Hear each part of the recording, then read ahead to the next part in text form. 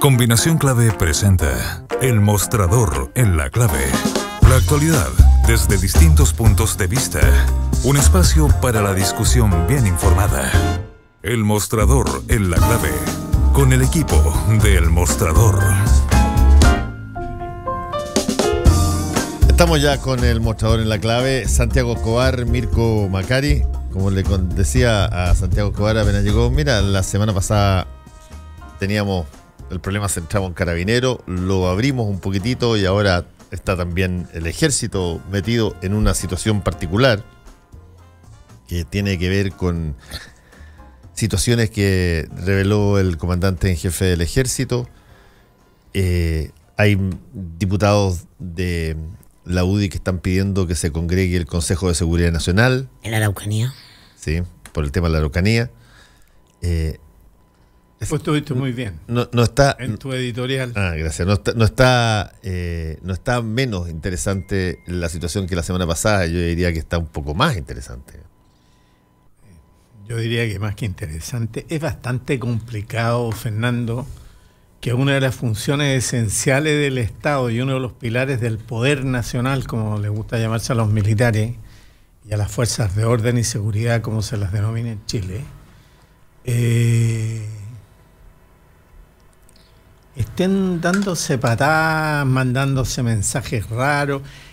El mundo militar es un mundo simbólico y un mundo además con mucha regulación.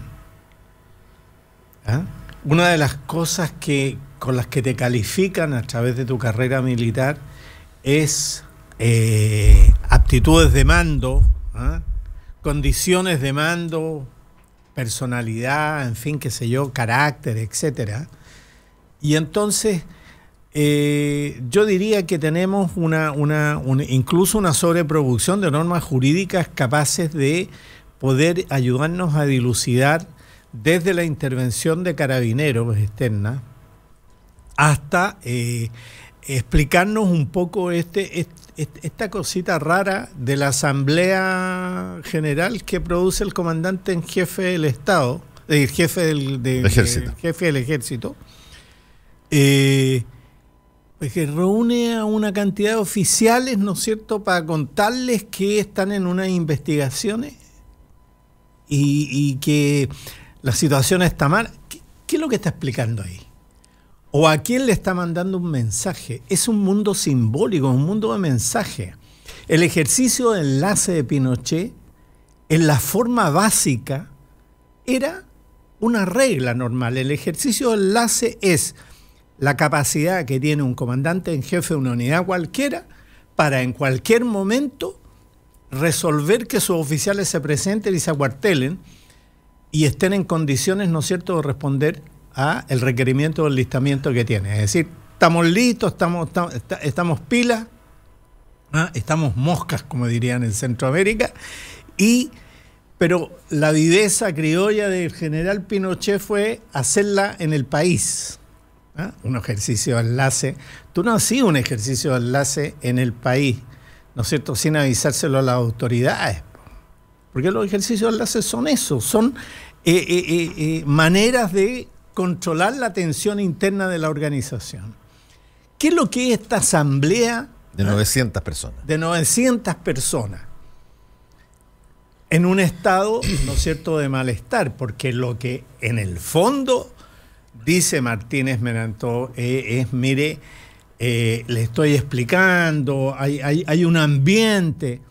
Entonces la mejor manera es decirle al ejército, mire, ¿sabe qué? Tengo ruido de sable. ¿Qué dice usted? ¿Que tiene que pedir disculpas? Pido disculpas, pero le acabo de pasar el mensaje clarito. O sea, es la guarnición de Santiago nomás. Uno puede pensar también que en las otras partes está pasando más o menos lo mismo. Santiago marca la pauta por el ¿dónde ves tú que hay un mensaje que dice tengo ruido de sables? Yo veo un mensaje que dice, mira, así tú has visto ese típico mensaje que yo lo encuentro bastardo pero brutal de ministros y cosas cuando están las cosas medias peliagudas en términos financieros y dicen, oye, hay que cuidar la pega. ¿Ok? Y bueno, un poco así lo sentí yo, lo de Martínez. Hay que cuidar la pega. Bueno, el comandante en jefe tiene que tomar, no sé qué opina Mirko, que es a mí me gustan las opiniones de Mirko porque tienen un sentido práctico, que a veces chocan con lo que son estos ritos, porque estas son instituciones muy rituales. Cuando ocurren estas cosas, Fernando, ocurren fuera de lo que es el consenso organizativo normado.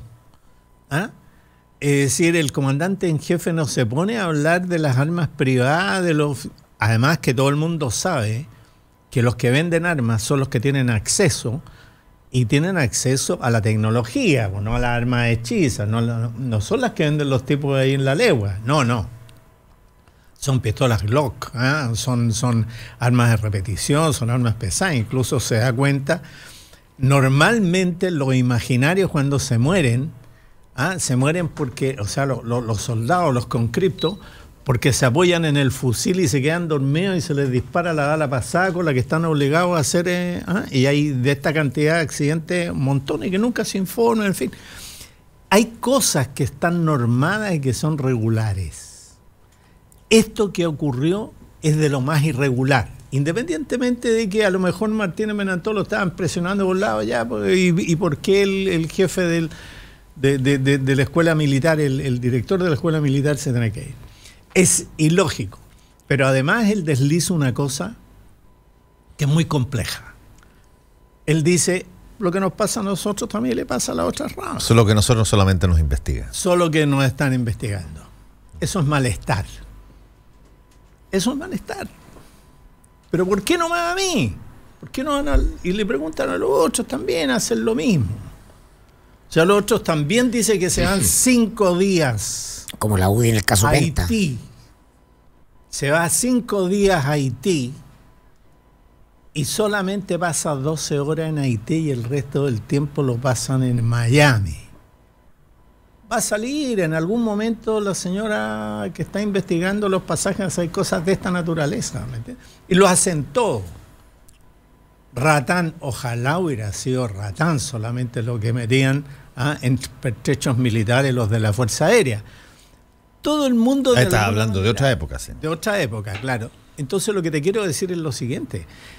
Es muy anómalo reunirse con 800, 900 tipos de la guarnición de Santiago y además armar un cuento tan penca como decir que los oficiales venden armas a los narcotraficantes. O sea, no son los oficiales. Primero mete a los oficiales para que la tropa no se sienta, y después explica que no, que son en realidad sus oficiales que ya estaban comunicados.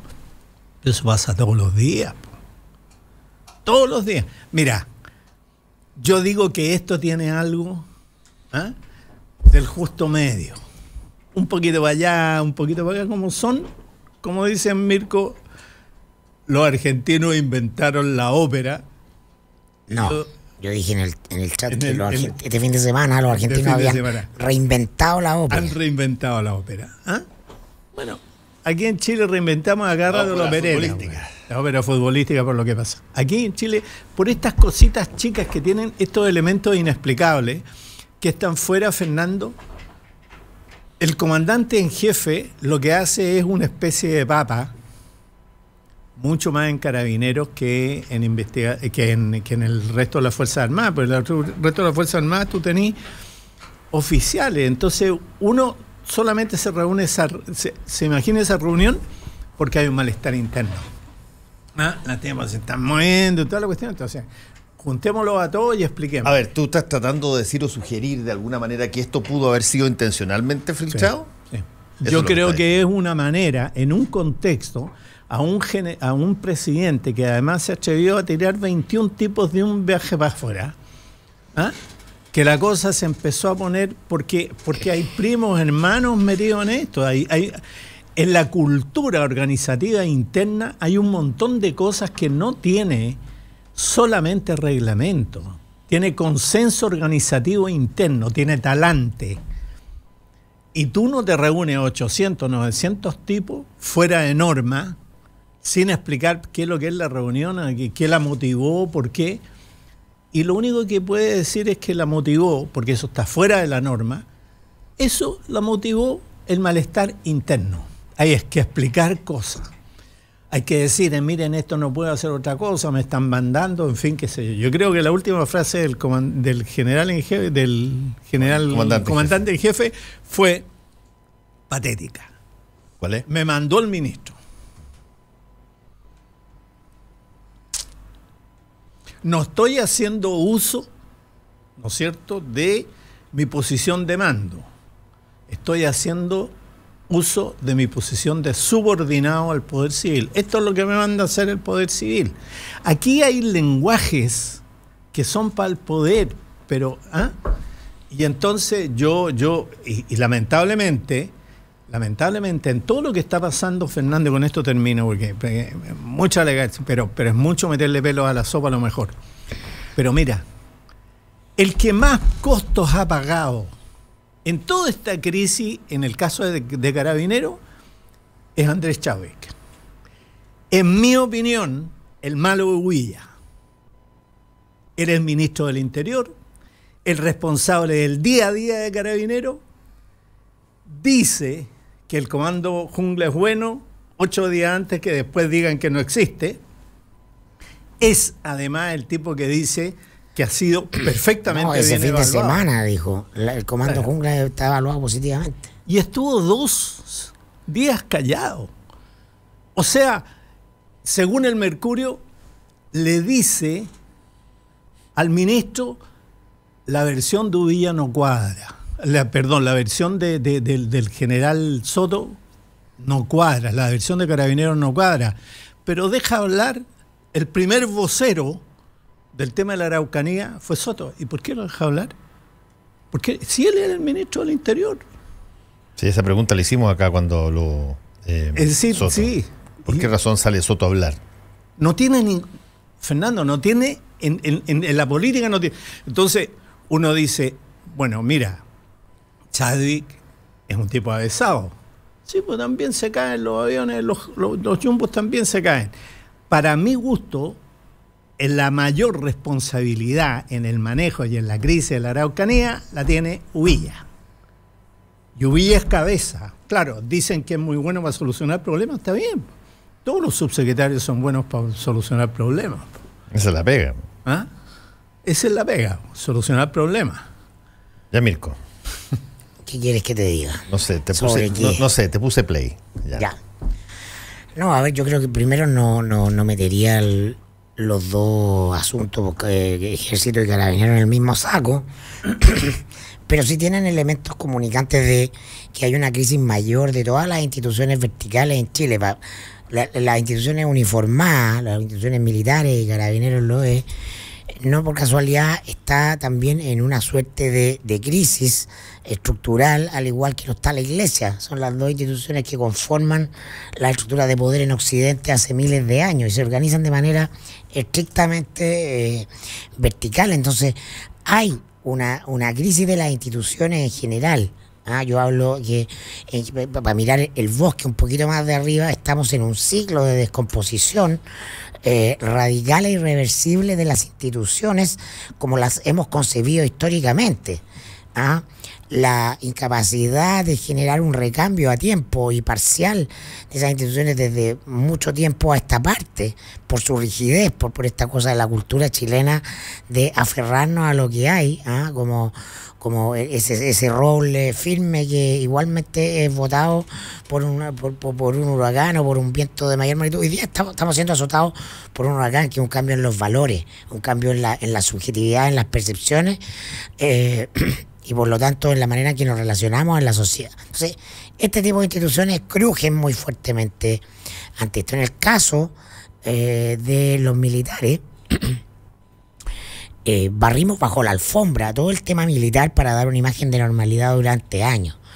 Y hoy día están saliendo a la luz cuestiones que naturalmente ocurren allá adentro, como por ejemplo la corrupción, y como por ejemplo, en una institución tan grande como el Ejército, las diferencias que hay entre grupos internos, la agenda y cuita. Yo creo que Martínez está llevando un timón que zozobra en el Ejército, porque tiene grupos de poder interno que no lo ven con buenos ojos. Evidentemente me refiero a la llamada familia militar o a los grupos asociados a Punta Peuco, que esperarían otra conducta del comandante jefe. Esto ya viene de hace un tiempo. Y Martínez ha tenido en esto una actitud cuadrada con el gobierno, como fue hace muy poco el tema de la salida del director de la escuela militar por el homenaje a Krasnov. Si a eso tú le sumas la crisis de corrupción de los pasajes, los sobreprecios de pasajes en el ejército, que termina con la mitad del alto mando fuera, evidentemente tienes a un mando que no es capaz de lidiar, porque no ha sido preparado para lidiar con conflictos políticos de este tipo, por muy capaz que sea. Ese es el tema. Entonces, los mandos no están adecuados para comprender y procesar los conflictos políticos. Las instituciones militares son esencialmente políticas. Esencialmente política. Von Clausewitz decía: la guerra es la prolongación de la política por otros medios. Se refería a la institución. Entonces hemos construido una ficción conveniente para el diseño de poder de la transición, de que los militares ahora, si están en sus cuarteles, están disciplinados y ahí no pasa nada. Entonces el precio de eso era que los militares podían y hacían lo que querían adentro, a condición de que los civiles no se metieran. Y esa era llegó a su fin. Estamos en ese ciclo de que cruje, el fin de ciclo que cruje eso. Entonces, es natural. En el caso de Carabineros, ¿no? Los gobiernos y el Estado avalaba que Carabineros siguiera reproduciendo la lógica de policía militar, ¿ah? Que adquirió ese carácter que adquirió durante la dictadura de Pinochet, y se construyera como una estructura corporativa que salía a combatir a un enemigo, al que fuera el manifestante un enemigo, el comunero un enemigo, el delincuente un enemigo, y bueno, y el enemigo está ahí en guerra. Disparáis primero y preguntáis después. Entonces, todos esos déficits que son virtuosos dentro de un ciclo o dentro de un espacio de normalidad, en otro ciclo, en otro espacio, se transforman en anormales. Porque la realidad no existe, la realidad social no existe, Fernando. La realidad social es un consenso. Entonces no nos damos cuenta cómo creemos. En Chile tenemos esa ilusión de pensar que la ley que está escrita es lo que sujeta a nuestro comportamiento. Y no. La ley escrita es el proceso final de construcción de norma a partir de un proceso de correlación de fuerza y de convencimiento, de subjetividad. Entonces, cuando cambia la subjetividad, cuando cambia la cultura, esas normas quedan fuera de lugar, fuera de tiempo. Y eso es lo que está ocurriendo en estas y otras instituciones. Y por eso que la gente dice: está la cagá, está la cagá. Tengo la sensación de que no tengo a qué sujetarme. Todo está mal, pero en el fondo es una buena noticia, porque eso está modificándose. Si finalmente la resistencia al cambio es lo que genera la crisis. Pero mira, yo creo que aquí hay un tema muy de fondo en términos de construcción de instituciones, sobre todo porque los estados mayores, las Fuerzas Armadas y con sus estados mayores, con la invención alemana del Estado Mayor, las policías con las invenciones inglesas del policía civil, ciudadano, sin armas, sino dotado básicamente de autoridad. Son las concepciones del Estado moderno, de derecho, ¿ya? Las Fuerzas Armadas, por ejemplo, están tremendamente atrasadas porque son corporativas y autonomistas. O sea, son absolutamente, cada uno anda por su lado. En una conversación con William Perry, disculpe que lo cite, en el año 96, 97, él estaba en ese momento en Berkeley dirigiendo un programa de armamento, y hablando de la guerra del Golfo me dice: mira, esta es la última guerra. La última guerra de las convencionales, y fue la primera del chip. Y los problemas de acoplamiento en ese movimiento de tropa y entre los desarrollos tecnológicos versus la movilización industrial, ¿no es cierto?, para ocupar Irak, era el cuarto ejército más poderoso del mundo, indicaban, ¿no es cierto?, que había un problema que no habíamos resuelto. Tuvimos muchos problemas, me contó una serie de anécdotas. Están en libros, además. El problema fundamental que tenemos nosotros es que un ejército que es propietario, es el propietario sendatario más grande de Chile, por ejemplo, ¿no?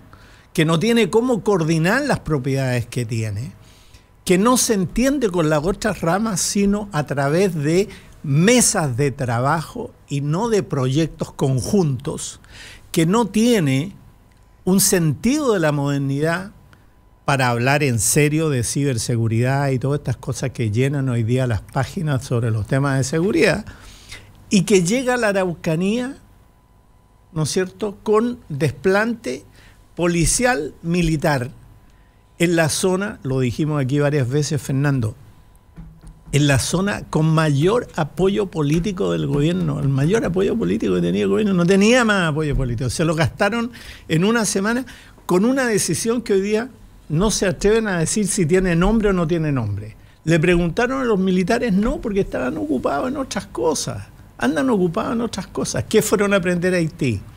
Combate en zonas densas. ¿Dónde lo van a practicar? No sé. Los brasileños lo van a practicar en la favela, los chilenos no sé dónde. Y entonces resulta que el comando jungla, no, en realidad no es un comando jungla, sino que es una cosa que se viene dando hace mucho tiempo. ¿Qué es lo que te quiero decir? Que una de las funciones centrales está a la deriva, una de las funciones centrales, y el problema es que no hay Estado moderno sin instituciones de esta naturaleza, muy modernas, muy apegadas a su trabajo profesional, y con un sistema de relaciones político-militares donde el Estado entiende, por ejemplo, los parlamentarios que le dieron un peso para darles una lección, yo de verdad considero que es una imbecilidad. O sea, Santiago, uno no se gasta la misma idea de... la cantidad de lucas que se gasta en una elección para elegir dirigentes políticos, que lo que se le ocurre es lo que se le ocurre al papá cuando el cabro chico se porta mal y le suspende la mesada, hasta que le dé explicaciones de qué cagada se mandó en el colegio, ¿no es cierto? Y le tenga que reponer la mesada porque ahí está la plata de la locomoción, por el funcionamiento, el Chocman o la cosita que se compra en los recreos. Esa es una imbecilidad, Fernando. El control de los civiles sobre lo militar pasa por entender la profesionalidad. Compra cada quien lo que quiere en este país, sin control del otro, y se gastan el doble de la plata después en acoplar los sistemas. Esa es modernidad de la época de Pinochet, cuando compraban o construían el cohete Rayo. ¿Ah? Y los gobiernos de la Concertación no hicieron nada en ese tema. Entonces, hoy día nos encontramos con que los tipos se chorean la plata en la administración, donde está la luca. Los operativos no tienen la luca, los operativos se las demanda. Pero si tú intervienes en el aparato operativo, puedes decidir, mira, necesito este tipo de fusil, necesito este tipo de cosas, se lo compramos aquí en armas. Y con un comandante en jefe, los comandantes en jefe se tienen que terminar en este país. Tiene que haber un comando conjunto con planificación estratégica conjunta. Pero todas estas cuestiones no entran en la discusión. Lo que entra porque son instituciones de lógica decimonónica, cuando estamos asistiendo incluso al fin de la idea del Estado moderno con frente a la globalización. Entonces todo está crujiendo. Entonces el Chago dice, no, es que en los estados modernos, sí, pero el paradigma del Estado moderno ha dominado un tiempo y ha sido importante, pero se está agotando. Sobre el Estado moderno, la democracia y los partidos políticos son, representando intereses privados en lo público, son propositivos. O sea, aquí no se le va a preguntar a la gente qué es lo que quiere. La gente tiene hoy día mala valoración de Carabineros, porque si tú le preguntás qué quiere en materia de seguridad, lo primero que recurre es decirte, instáleme un retén, que es lo más caro que te puede pasar, es instalar un retén. Porque instalar un retén con 2 pacos significa tener 10, ¿no es cierto? Significa tener tantos metros cuadrados, significa tener un desastre, ¿ya? Y entonces, desde ese punto de vista, es la élite política la que está fallando aquí.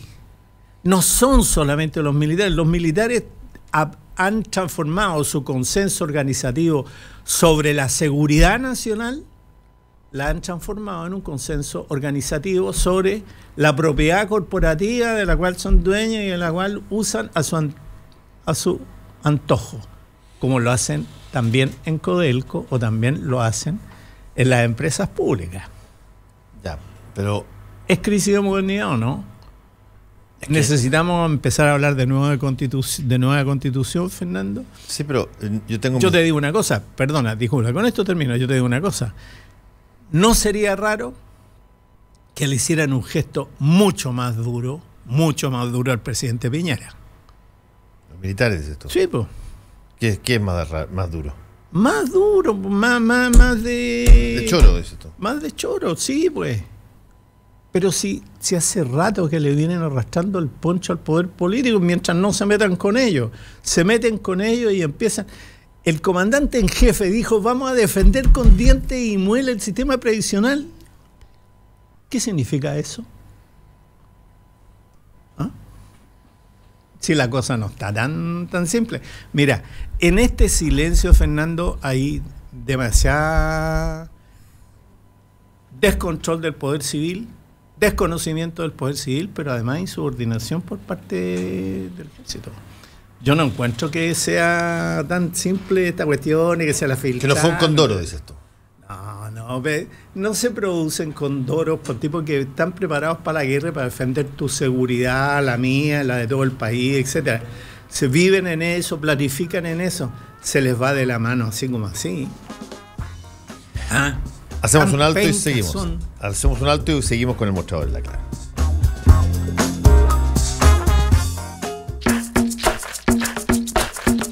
Hora clave. Son las 8:57 minutos. 92.9. Somos como tú. Somos la clave. Para hacer un buen negocio, necesita ser un gran anfitrión. Para organizar un seminario productivo, debe elegir el lugar correcto. Visite Hotel Los Nogales y compruebe que superaremos sus expectativas. 5 salones de hasta 300 personas con equipos audiovisuales, estacionamiento y Wi-Fi de alta calidad. Cotice en hotelnogales.cl o al 223-356958. A 2 cuadras del Metro Estación Los Leones. Hotel Nogales, Los Nogales 741 Providencia. Hay un agua para... Amor, ¿echaste a lavar la ropa? Y un agua para ti. Agua purificada Manantial. Aprovecha y solicita el servicio de agua purificada Manantial en tu casa. Ten una máquina que te entregue inmediatamente agua fría y caliente con 3 botellones de 20 litros todos los meses por solo 16.490 pesos. Para más información, entra a www.manantial.com. Manantial es vida.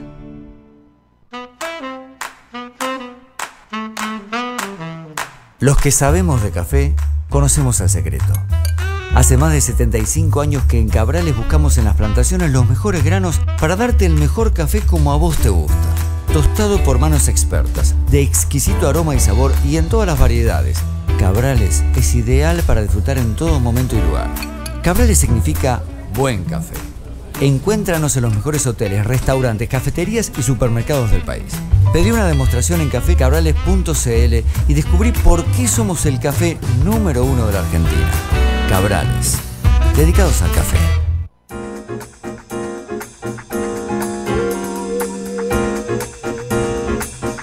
Estamos al aire con el mostrador en la clave. Santiago Escobar, Mirko Macari.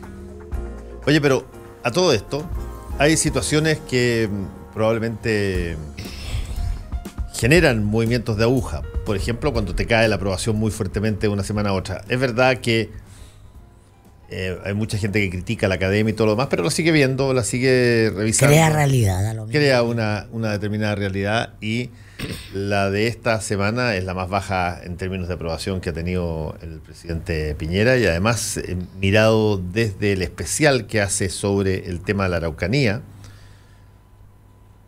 preguntada a las personas quiénes son responsables de lo que pasa en la Araucanía, en el 40 y tantos % dice el gobierno, y lo que sigue creo que es el 18% para las otras opciones. El terrorismo es el 14%.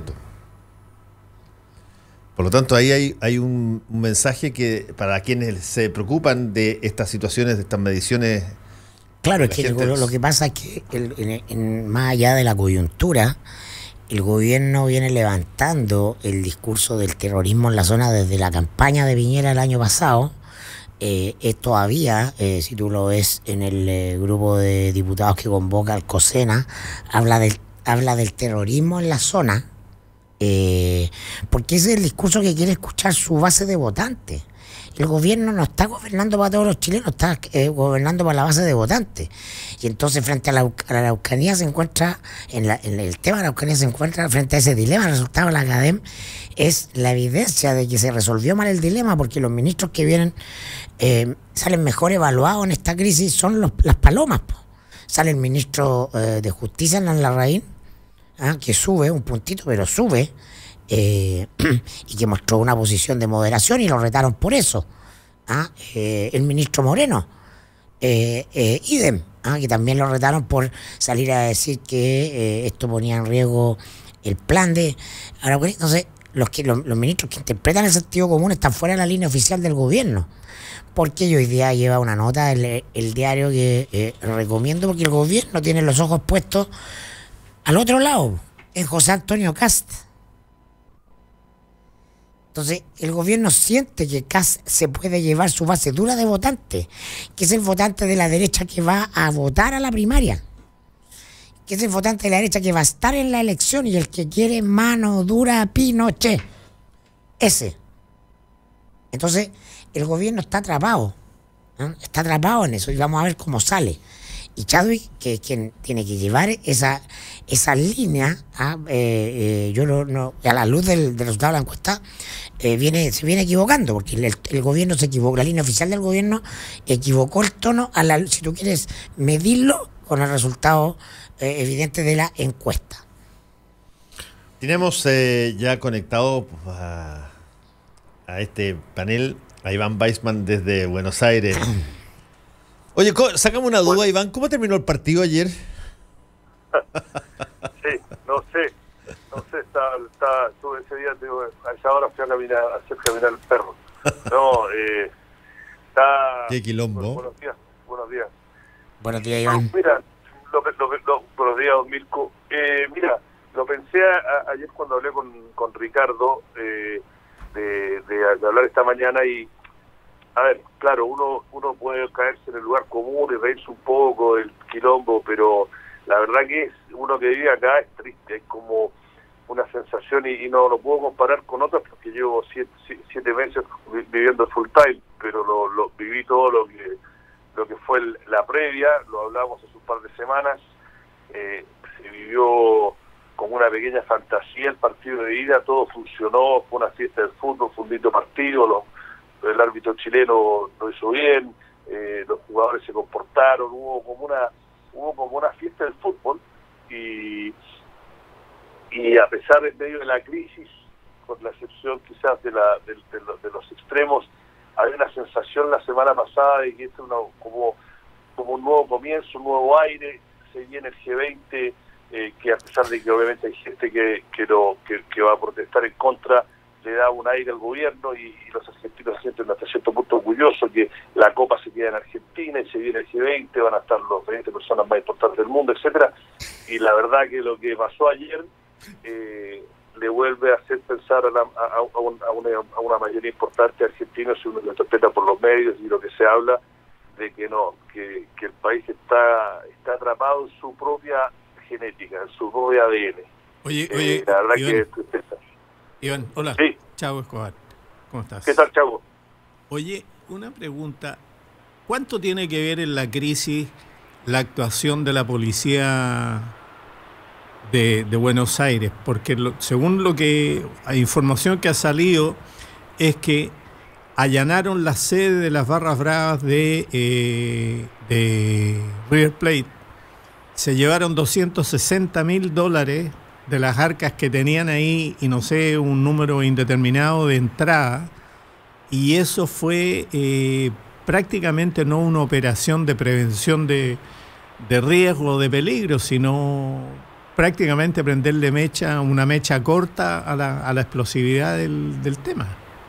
¿Cuánto hay de verdad en eso? Mira, Chavo, acá tú que eres una persona que ha hecho su carrera leyendo el gris de la sociedad y la tarea que hacemos todos nosotros de interpretar lo que pasa detrás de la versión oficial. Si en Chile ponle que está la versión oficial, la suboficial y la de verdad, por acá ponle como 5 capas más. Entonces, para mí, como observador y periodista, me es difícil aseverar. Yo te cuento las versiones más creíbles de acuerdo a mi visión que están acá. Acá efectivamente hubo había todo un movimiento de que esto saliera perfecto. Venía el presidente de la FIFA, en un momento se dijo que Putin quería venir temprano. Había un ambiente muy festivo la semana pasada de que bueno, que esto iba a poder mostrarle al mundo que ya no somos los tan desordenados, los quilombos, etcétera, en medio de la crisis. y era todo muy positivo. Y como parte de esto, para la versión que a mí más me suena, a lo mejor en 2 semanas tenemos 3 versiones diferentes. Efectivamente, el viernes hubo una operación para la barra brava, a las dirigentes de la barra brava de River, incautaron 10 millones de pesos argentinos, que es más o menos esos $160.000, como tú bien dices, y 300 entradas. Ahora, la versión que más credibilidad le dan a la gente que yo sigo y más o menos sentido común, y hay entre telones en los medios ayer y hoy, de que acá las barras bravas no se mandan solas, no, las barras bravas tienen padrinos políticos, etcétera. Hay que ver el puntero. Claro, y las barras bravas, el director habría hecho sus llamadas y dijo, bueno, el partido no se juega, y la única forma de parar el partido es atacando a los jugadores, como pasó en la Bombonera hace un par de años con el tema del Gran Mostaza. No sé una vendetta, sí, se habla de una vendetta contra los dirigentes de River, de la barra contra los dirigentes.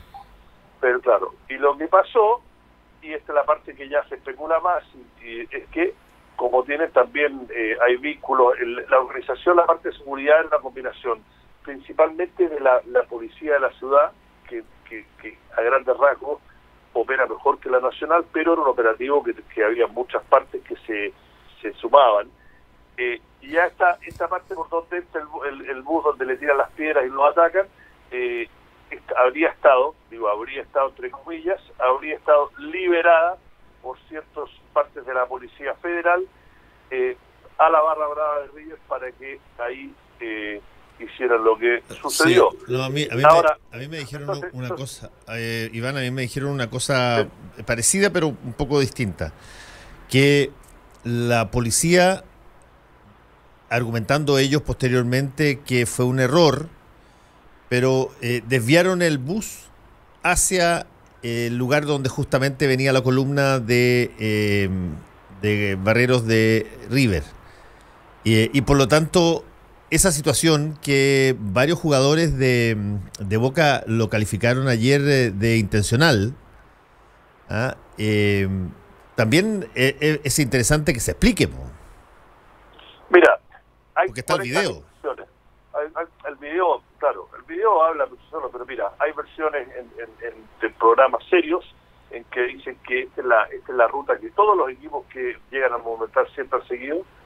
Hay otros que dicen que no están así, que entran por la Lugones, pero no voy a meter en detalle. La realidad es que yo creo que lo importante acá no es el cómo pasó lo pueden leer en los diferentes portales, pero de que esto fue intencional y de que lo que pasó antes, porque hay un montón de cosas que obviamente esto lo achacan, pero me imagino que allá vieron los videos, a la 1 de la tarde cuando abren la cancha, hubo un ataque concertado en 2 entradas de la tribuna de Belgrano, que es como la Pacífico del Estadio Nacional para ubicarlo, pero se ven los videos, hubo ataques concertados, se tiraron con todo hordas, por lo menos 100 en cada una, y se ven los videos clarísimos, a pasarle por arriba a las guardias, y se colaron gente sin entrada. Ahora la pregunta nuevamente es, yo te digo que yo paso en bicicleta por esa zona de la oficina, era muy complicado entrar en esa zona ya del viernes si no tenías entrada, te sacaban una foto a tu carnet de identidad y a la entrada. Entonces también dicen acá hubo una operación con ciertas partes de la policía, porque había 3 círculos que tú no podías entrar sin entrar y te lo revisaban en 3 diferentes partes. Y eso es igual si tú has ido mundiales, lo que hacen los mundiales y lo que hacen en la final de la Champions, que tuve la oportunidad, la suerte de ir a una, que cuando te vas acercando a la zona, ya están los cordones de seguridad y te chequean la entrada y tu identificación. Entonces la pregunta es cómo 200 por lo menos, gente sin entrada, llegó, y era obviamente que todos los videos organizados. Ahora a la policía la acusan de redimir. Bueno, la verdad es que una vez que se te vienen encima, y yo no quiero que después me salgan por las redes que yo disculpo la represión tampoco, pero yo tengo que ponerte en la posición de la policía, los que están ahí, ¿qué haces? Porque se te vienen.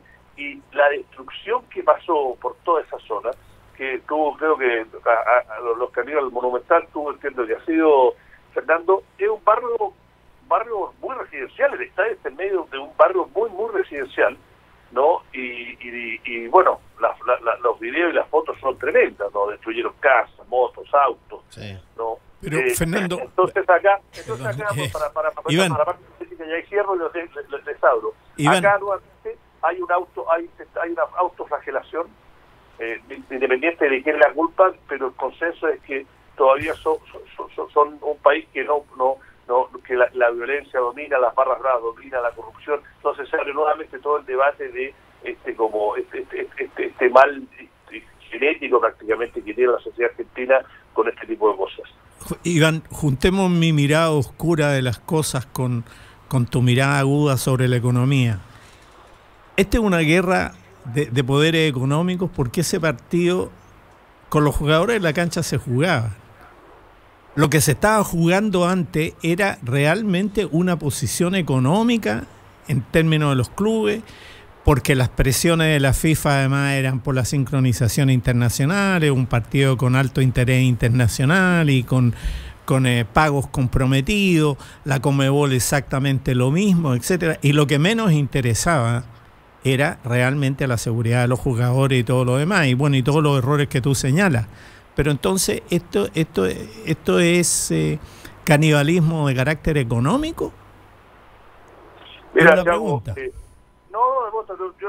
ver, los intereses económicos son así, pero todo el mundo acá lo veía con algo positivo, de que finalmente la Copa Libertadores, que en Europa no la ve nadie, realmente nadie, excepto los más fanáticos, había un interés tremendo, que era una forma de mostrarle al mundo que el fútbol sudamericano se está poniendo serio y ponerse más, o sea, la plata que mueve la Conmebol es un 5% la que mueve la UEFA, por ejemplo. Entonces, hay dos cosas que quiero poner a verdad. Todo lo que ha salido ayer en la tarde de medios y periodistas que yo confío, y lo que está en las mañanas, es que es absolutamente mentira que la FIFA puso cualquier tipo de presión. No salieron varios testigos de las reuniones, Infantino salió a dar declaraciones que absolutamente eso no era verdad, ¿no? Y varios periodistas que fueron testigos, el mismo Donofrio, que es el presidente de Boca, y Donofrio de River.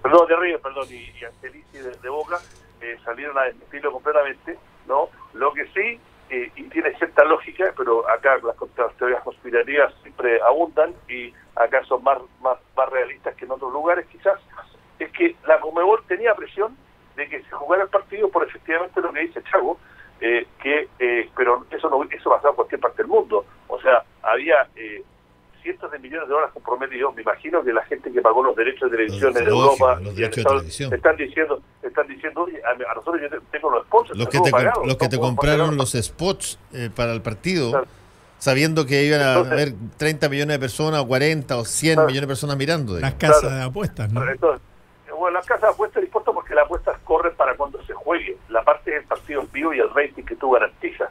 Entonces, claro, ningún ejecutivo de televisión mundial va a subir va a decir, es verdad, nosotros presionamos, pero todo lo que también, yo estoy opinando basado en los medios que le tengo confianza, lo que escuché, lo que leí esta mañana, es que, bueno, que efectivamente sí hubo presión a la Conmebol de la televisión de que el partido se jugara, nunca a la FIFA. Y además que desde el punto de vista técnico la FIFA no puede obligar a nada a la Conmebol es bastante independiente. Ahora, el paraguayo dio la cara, el paraguayo, se me olvida el nombre, el presidente de la Conmebol, por lo menos acá habló creo que Martínez también, ¿no? La tarde, no me acuerdo el apellido, pero habló muy bien, explicó la situación, bueno, pero a ver, tratar de explicar y darle lógica o excusar lo inexcusable, el bochorno, es difícil, es un bochorno tremendo, Alejandro Domínguez, ¿no? Y refleja un poco lo que es esta sociedad, que es hay una grieta, es desordenada, tema. Y ahora, bueno, el tema, volviendo a la política, abre las puertas de si en Alemania no pudieron contener las hordas el año pasado en la cumbre de G20, imagínense en Argentina después de lo que pasó ayer con un partido de fútbol. Entonces hay mucho pero yo creo que la G20 calienta 20 veces menos que el Boca River, ¿no? Menos, mucho menos. A menos que que no sé, porque le hallan en el hotel a la policía. Estoy preguntando, o sea, yo creo que la G20 los tipos están pero hiper relajados. Sí. Si el Mira, problema es el Boca River. No, pero hay matices que uno lo ve acá. A diferencia de un Boca River tradicional, este Boca River, porque la entrada estaba muy cara y tenían solo, bueno, como tú sabes, solo los socios pudieron comprar entrada, ¿no? Y ser socio no es barato. Este era al menos la gente en la cancha, era un Boca River de la clase media, ¿no? En términos del público que iba al estadio, ¿no? Ahora, hay otra versión también, volviendo a lo de Chaco, es que esta parte de la barra brava de River, en parte es efectivo esa visión, esa lectura o lo que pasó, pero también hay todo un movimiento de esto refleja, querían aguarle la fiesta y mostrarle al mundo de que Macri como de derecha y el alcalde de Buenos Aires, que es Rodríguez Larreta, que también es del partido de Macri, no son capaces de administrar la propia seguridad de estos eventos y cómo hacerlo una cosa de vergüenza. Ahora acá hay marchas tremendas organizadas esta semana contra el G20, ¿no? Y acuérdense que para todos los G20, casi todos los últimos G20 desde la crisis del 2008, han habido protestas duras. Acuérdense en Canadá hace 4 o 5 años, y bueno, y la de Hamburgo el año pasado, que entonces estoy de acuerdo de que para Argentino Medio el Boca River es 1000 veces más caliente, pero no se olviden de que acá hay un clima político muy crispado, con mucha tensión, llegando a fin de año no con peleas todavía por tipo con los sindicatos, etcétera. Así que el teniendo en cuenta que el presidente de la República fue presidente de Boca, además. Claro, no. Una cosa que todo el mundo, incluso sus más acérrimos críticos, le da cuenta que, a diferencia de Piñero, a Macri entiende el fútbol, le encanta el fútbol y hizo una muy buena pega como presidente de Boca. A mí gente muy entendida en temas de inteligencia, ya va a entrar un poco más a lo del G20, ¿sí? Me decía que estaba el mundo de la inteligencia argentina muy preocupado porque efectivamente tenían indicios de tanto grupos anarquistas como movimientos de carácter, a ver, ¿cómo lo digo?, de terrorismo islámico, moviéndose en la Argentina en función de este cuadro, que habían habido algunas detenciones previas. Sí, desde Hezbollah, sí. Y la semana ha habido, hubieron 2 bombas, una en el cementerio de La Recoleta y otra en la casa de un juez que está investigando en la Recoleta puesta, creo que en la tumba del jefe, del primer jefe de policía. Exacto. Sí.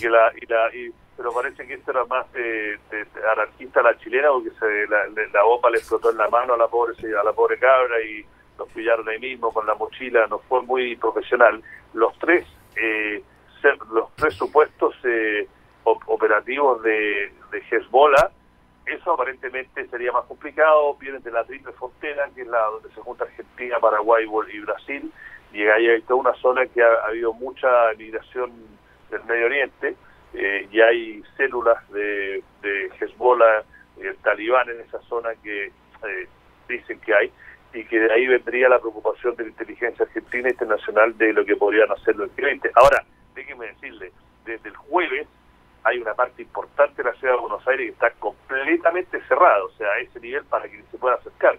Y yo, que la voy a ir a cubrir como periodista, está, por ejemplo, desde la avenida Libertador, más o menos de donde está el estadio de River, hasta la 9 de julio, y la 9 de julio hasta donde está el Colón y el Obelisco, todo cerrado, desde el jueves creo que a partir ¿cerrado de significa que no hay tránsito? No, cero, dieron feriado obligatorio. Pero estáis describiendo como 80 cuadras, man. Sí, pero no, pero súmale a eso, por 2 días va a estar cerrado el parque, toda esa avenida que se llama la costanera, se me olvida, pero que la avenida que donde está Aeroparque. Figueroa Alcorta.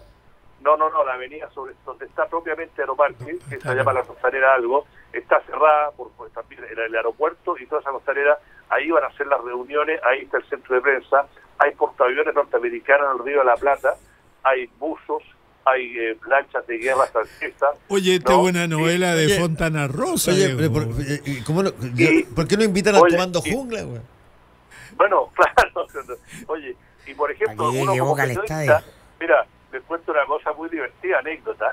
La semana pasada hubo un briefing, un taller para todos los periodistas basados en Argentina que están acreditados, y estaba el vicecanciller que habló del tema de los contextos, lo que pueda, los temas que aún no se zanjan, y la logística, le explicaba, y en un momento, me acordaba de Mirko lo hubiese cansado de risa, en un momento el vicecanciller le dice a los periodistas con los que se conoce, obviamente, los argentinos que cubren ese tema de política y política internacional, le dicen, les quiero decir una cosa, no, esta cosa es en serio. Si ustedes les dicen que tienen que estar ahí a las 12:01 y ustedes llegan a las 12:03, no los van a dejar entrar. Y no me llamen, porque yo no hay nada que pueda hacer. O sea, a las 12:01 se va a cerrar la puerta de tal cosa. Por ejemplo, los periodistas, para entrar a toda la zona cerrada, tú tienes que ir a solo tres. Por ejemplo, yo tengo que ir a Plaza Italia, que está cerca de la rural, los que conocen, y de ahí están los buses que te llevan a toda la zona cerrada con la credencial que nos dieron. Entonces dice, si a usted le dieron que usted va a ir desde Plaza Italia, no vaya a Retiro, porque no lo van a dejar subirse a los buses, y no me llamen, porque no se puede. ¿Y cómo lo hacen con la gente que vive ahí? Y no me llamen. Esa es la mejor parte. Esa es la cultura latina. Por algunos días no está funcionando el lobby. Claro. Bueno, claro, no, era divertido. Y hay una periodista de Diario Clarín, que se mordía el nombre, que le estaba discutiendo un tema, ¿no? Y este tipo muy simpático, el vicecanciller Pedro, se mordía el apellido, y en un momento le dice, mira, Natalia, le dice, se llama Natalia, le dice, no sé qué más decirte, si tú quieres cambiar las reglas, te doy la dirección del G20, tú los llamas y dices que cambien las reglas, pero estas son las reglas, ¿no? La gente que vive ahí, Chaco, va a tener que estar con hay que ver el puntero, yo insisto, nada refleja más. No, mira, yo me junté, obviamente fui a la casa de un amigo que tenía Fox Sport el sábado, y creo que lo pasé muy bien, porque yo sentí que todo lo que ha pasado estuvo a la altura de la promesa de que esto no era solo un partido de fútbol, porque todo lo que te dicen los argentinos es que para ellos el fútbol no es un partido. El fútbol es la vida, es todo. Entonces, si esto tenía que ser un espectáculo, claramente lo fue y lo sigue siendo. O sea, solo los argentinos pueden inventar una final permanente. Porque mañana hay reunión para ver cuándo se juega la final, si es que se juega. Eso es completamente inédito en una final de esta magnitud, y se cumple la promesa de que esto no es un partido de fútbol, esto es mucho más que eso. Van a transformar en roller por eso decía que en 20 años más, cuando digan que hiciste el fin de semana que se iba a jugar el Boca River y se suspendió, porque va a ser en la historia de Occidente el momento que se reinventó la ópera, ¿cachai? El final de o sea, lo de este fin de semana, que todavía no termina, además, que quizás dure cuánto, es mucho mejor que el Anillo de los Nivelungos de Wagner. O sea, el ingreso a los estadios va a ser el primer tiempo. Si es que se juega, para que lleguen enteros a jugar a la cancha. Si es que se está discutiendo que no se juegue en Argentina. Sí, hay una tesis que se juega en Chile. Claro. No, acá, por lo menos Donofrio en la tele dijo, porque, a ver, volvamos también un poco ya a la copucha. El sábado a la noche se firman los dos presidentes de Boca y el de River de que estaban los dos de acuerdo que había que suspenderlo, se dieron la mano, esto es más importante que Boca o River, y el partido se va a jugar, el ganador se va a jugar en la cancha, y lo firman, ¿no? Los cuentos lo firman. Bueno, al Gelice lo hacen pedazos en las redes, le hacen presión su propio directorio de Boca, le dice, estás entregando a Boca, porque nosotros nos cagaron en el 2015 y nos sacaron los puntos y perdimos la semifinal de la Copa, cuando fue lo del Gran Mostaza, que efectivamente le quitaron los puntos, no se jugó el partido, le dieron a River la victoria y River clasificó. No, acá tú pones el artículo 18 de la Conmebol, vamos por los puntos y sacamos arriba. Entonces Angelici se desdijo anoche, por presión, entonces Donofrio dijo, esta es la presión más grande de la historia del fútbol, yo les digo que el partido se juega y se juega en la cancha de River o no se juega. Así que vamos a ver qué va a hacer el martes. Puede que no se juegue, si es parte de... Es que, si campeones sin fútbol. Es que si es que, mira, si que hay que regirse por la lógica futbolística, tú tienes necesariamente que jugarlo en el Estadio Monumental de River si es que el Estadio Monumental de River está liberado y no está clausurado. No hay ninguna razón para que no se juegue ahí, porque ya se jugó el primer partido en Boca. Sin público. Es que, bueno, como sea, tú puedes hacer 1000 cosas, pero tienes que jugarlo ahí. Si es que tú escogieras un lugar independiente, la pregunta es ¿por qué? Si es que el estadio está habilitado, ¿por qué pudiste jugar en Bombonera y no pudiste jugar en el Monumental? Sí, hay, como dices tú, Fernando, conoce la sociedad argentina, hay 40 diferentes posibles escenarios. Lo que sí es una sociedad que es imposible de tener una lectura clara, porque siempre hay la trama detrás de la trama. Pero mira, déjame darle el mérito a un amigo que dijo, o sea, era científicamente imposible que no quedara una cagada. Pero era más porque previsible se trata de Argentina, o sea, pero era más previsible en Boca que en... Yo también pensé que era más previsible en la Bombonera. Hay todo ese discurso autoflagelante de que bueno, que Argentina se fue del mundo, que qué vergüenza, que bochorno, todas esas cosas del titular políticamente correcto. Sí. Bueno, todo el mundo está hablando de Argentina. ¿Ah? Sí, pero lo que pasa es que yo estoy de acuerdo en el Mundial de Rusia hubieron 2 mega noticias cubiertas por los medios, o 2 grandes hitos, Mbappé y Sampaoli. El camarín de Sampaoli, porque los argentinos te arman un quilombo y la palabra no puede estar mejor inventada, mejor puesta, representa solo la cultura de los argentinos. Y el chachachá de Maradona. Claro. O sea, son grandes en la genialidad, en las cagadas, en lo que hacen, en lo que no hacen. Entonces es parte de lo que tú puedes esperar y tienes que tomártelo así. No, lo que pasa, Mirko, que claro, es más fácil hacer ese análisis, que es muy cierto, desde afuera, con una mirada de entre cariño, admiración y un poco de soberbia de lo que pasa en un país.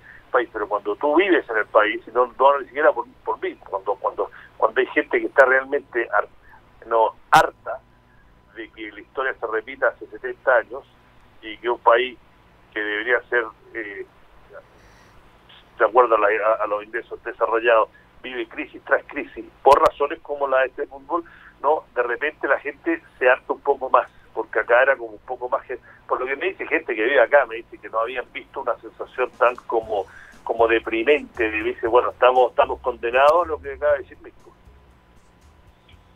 Bueno, la musiquita, siento la música, me están echando. Sí, ella que ya estamos terminando el segmento. En todo caso, pero la condena tiene otra cara, o sea, la condena también tiene mucho de dulce. O sea, Fernando decía acá, oye, Boca River es mucho más que Barcelona Real Madrid. Mucho más. Y quedó confirmado. O sea, esto no pasa en un Barcelona Real Madrid.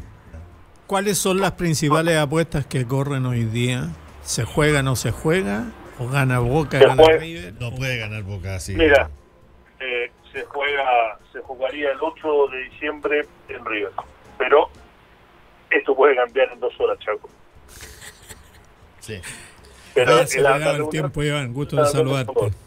Bueno, creo que entiendo que vamos a hablar durante la semana por más temas por G20, claro, sí, por el G20. Bueno, acá le han dado bastante importancia, o relativa importancia, dado ahora lo de que invitaron a Chile. Chile y Holanda fueron los únicos 2 países invitados que no son parte de la agenda oficial. Así que entiendo que viene Piñera, viene gente del equipo económico, no he visto delegación, no he visto nada oficial, pero sí ya que Chile y Holanda invitado. Y es bueno que nos preparemos porque el próximo año vamos a tener la PEC acá, que reúne las mismas...